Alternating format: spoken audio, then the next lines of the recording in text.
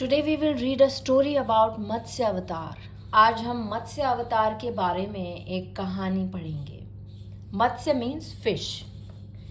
प्राचीन काल में सत्यव्रत नाम के एक राजा थे. In the old times there was a king named Satyavrat.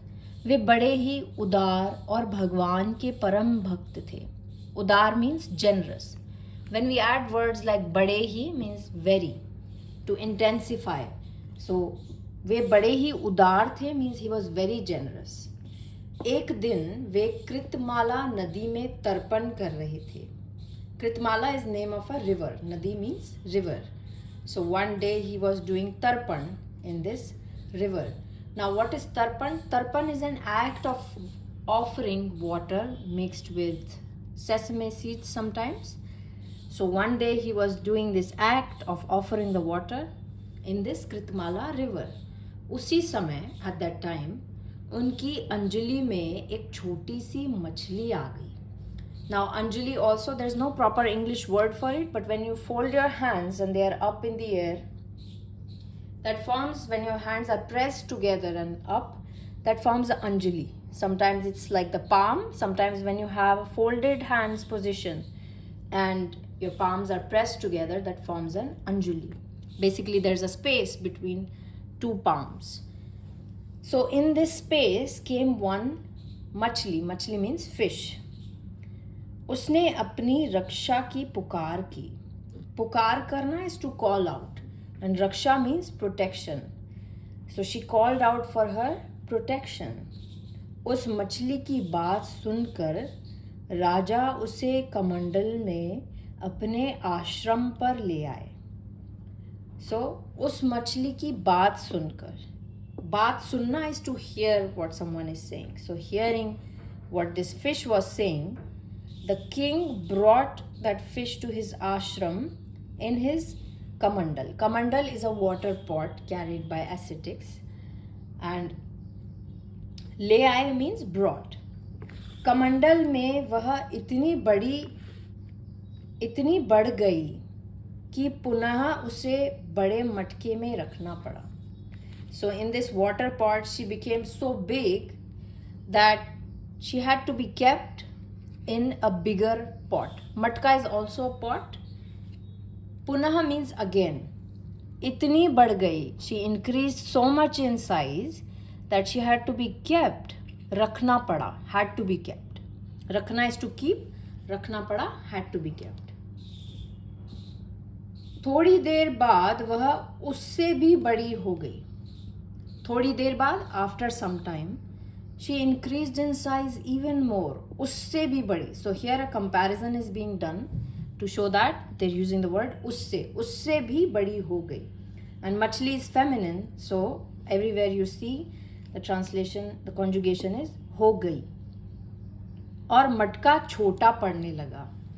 And the water pitcher, मटका छोटा पड़ने लगा means started to get smaller for her. अंत में राजा सत्यव्रत हार मानकर उस मछली को समुद्र में छोड़ने गए. अंत में means in the end. राजा सत्यव्रत हार मानकर. So हार मानना is to give in or accept defeat. So the king accepted defeat and went to leave her in the ocean, in the river. समुद्र में छोड़ने गए. So छोड़ने जाना is to go to drop someone or go to leave someone. समुद्र में डालते समय मत्स्य ने राजा से कहा. So डालते समय means while being put. So when he was putting the fish in the water, in the ocean, मत्स्य ने राजा से कहा, the fish said to the king, Rajan, O king, समुद्र में बड़े बड़े मगर आदि रहते हैं. मगर is for crocodile. So there are very big crocodiles and others. Adi is for etc. In the ocean, there are very big crocodiles and others in the ocean. वे मुझे खा जाएंगे.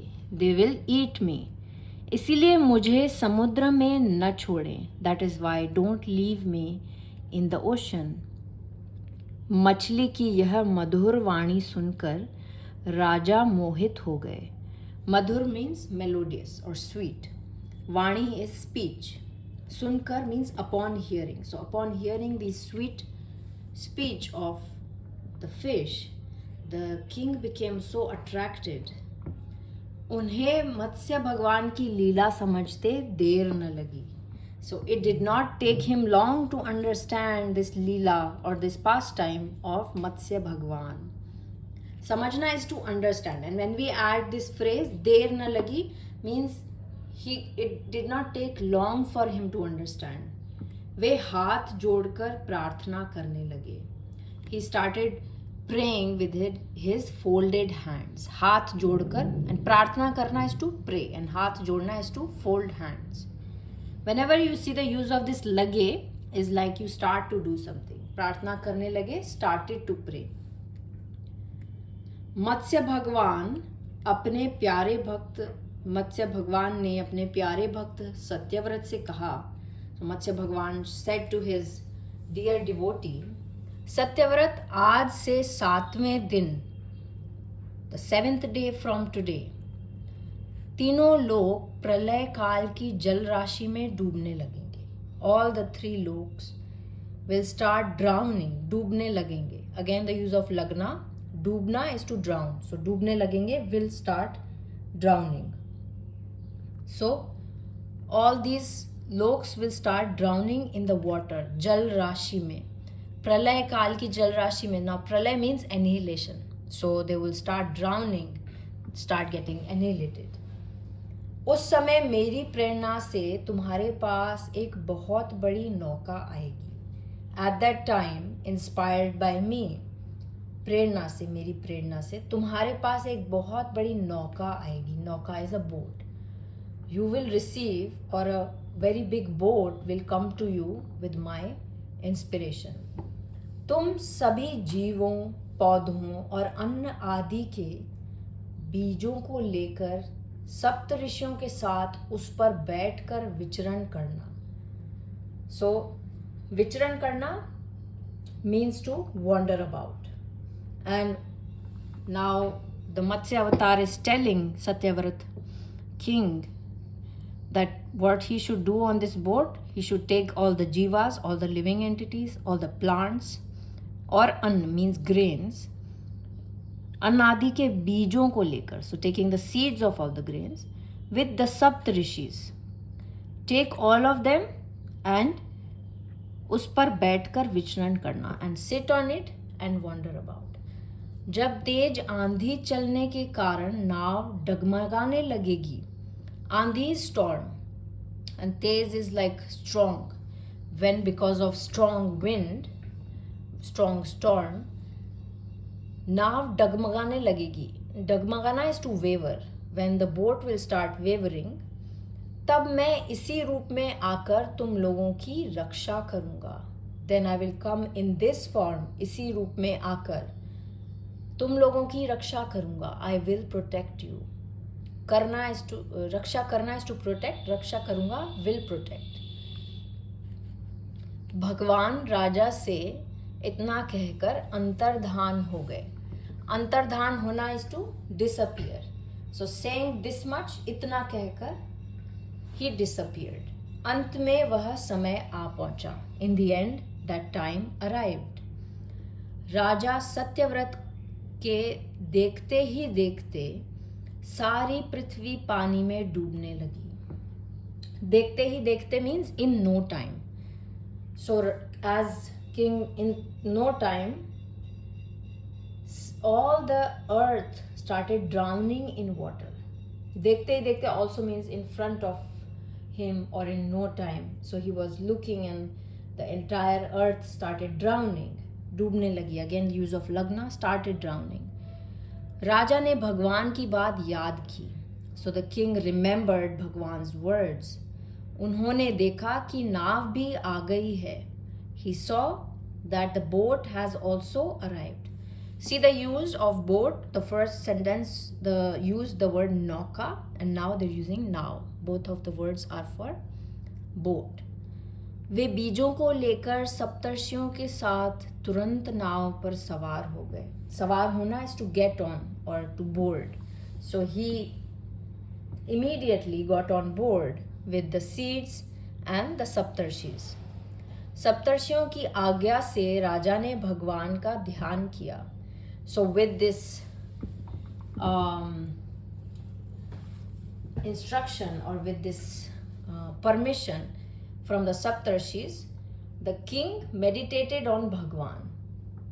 उसी समय उस महान समुद्र में at that very time, उसी समय in this great ocean, मत्स्य के रूप में भगवान प्रकट हुए. भगवान manifested in the form of a fish. तत्पश्चात after that भगवान ने प्रलय के समुद्र में विहार करते हुए सत्यव्रत को ज्ञान भक्ति का उपदेश दिया. After that, while wandering in this ocean, he gave Gyan Bhakti's instruction, or he preached about Gyan Bhakti to Satyavrat. Hayagriv नामक एक राक्षस था. There was a demon whose name was Hayagriv. वह ब्रह्मा के मुख से निकले हुए वेदों को चुराकर पाताल में छिपा हुआ था. So, ब्रह्मा के मुख से निकले हुए वेदों को चुराकर, चुराना is to steal. So he had stolen these Vedas that came from the mouth of Brahma and was hiding, छिपा हुआ था, means was hiding in पाताल लोक. भगवान मत्स्य ने हयग्रीव को मारकर वेदों का भी उद्धार किया. भगवान मत्स्य slayed Hayagriv and also delivered the Vedas. समस्त जगत के परम कारण मत्स्य भगवान को हम सब नमस्कार करते हैं. We all bow down to Matsya Bhagwan, who is the cause of all the entire universe. Hare Krishna.